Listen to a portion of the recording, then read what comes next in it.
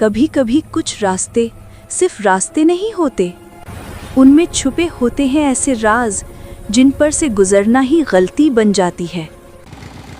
रात के करीब 11 बजे थे।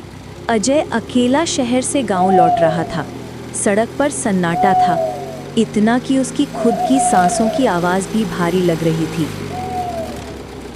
थोड़ा आगे बढ़ते ही सड़क पर अजीब सी सफ़ेद धुंध उतरने लगी, इतनी घनी कि बाइक की हेडलाइट उस धुंध में यूं घुल गई मानो सामने कुछ था ही नहीं। कुछ दूर चलने के बाद अजय ने देखा सड़क किनारे एक बूढ़ा आदमी खड़ा था। सफ़ेद धोती, काला कोट और हाथ में एक पुराना लालटेन। अजय ने बाइक धीमी की और पूछा, अरे चाचा जी, आप यहाँ क्या कर रहे हैं? वो भी इतनी रात में, और इस सुनसान सड़क पर अकेले क्यों खड़े हैं? सब ठीक तो है ना? बेटा, आगे मत जाना, उस मोड़ से वापस कोई नहीं आता। रात में वो रास्ता जागता है और आज वो जाग रहा है।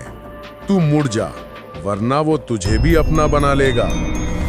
जब कोई वहां से गुजरता है, रास्ता पहले उन्हें दिखाता है कि सब ठीक है, फिर अचानक नीचे से जमीन खींचने लगती है। चाचा जी, ये कैसी बात कर रहे हो आप? रास्ता भी कभी जिंदा होता है क्या? यहाँ तो दूर दूर तक कोई घर भी नहीं है। आप कहीं रास्ता तो नहीं भूल गए? चलो, मैं आपको घर तक छोड़ देता हूँ। यहाँ अकेले खड़े रहना ठीक नहीं है। मैंने कहा ना, आगे मत जाना। उस मोड़ के आगे जो भी गया वो जिंदा लौट कर नहीं आता। मेरी बात मान ले बेटा, मत जा आगे। अजय को लगा कि शायद चाचा जी डरे हुए थे, लेकिन जैसे ही उसने चाचा जी की ओर देखा तो चाचा जी गायब थे, जैसे वहां कोई था ही नहीं। अब अजय थोड़ा डर गया, बाइक पर बैठा और धीरे धीरे आगे बढ़ने लगा।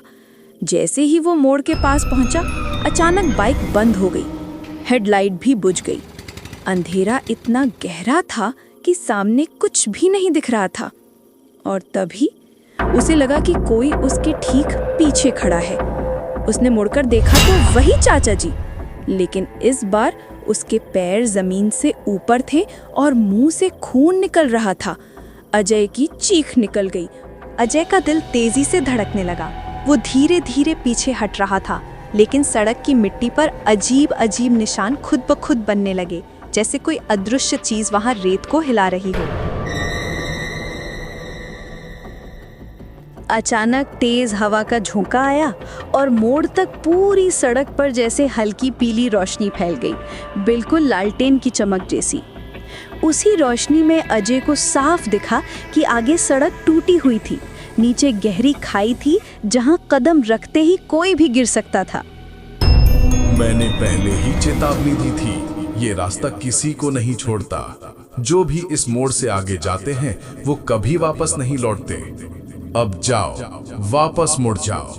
अजय ने बिना देर किए तुरंत बाइक घुमा दी और पूरी गति से वहां से निकल पड़ा।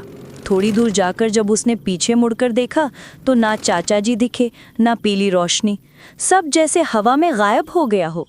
अगले दिन अजय ने गांव वालों को सारी बात बताई, रात को बूढ़े चाचा को देखने की और सड़क पर बने अजीब निशानों की। बेटा, उस बूढ़े चाचा जी का नाम चंपक लाल था। वो बहुत सीधा साधा आदमी था। शहर में काम करता था और हफ्ते में एक बार अपनी फैमिली से मिलने आया करता था। पर एक रात तेज बारिश हो रही थी। वो उसी रास्ते से गुजर रहा था। अंधेरा इतना गहरा था कि सामने कुछ भी नहीं दिख रहा था।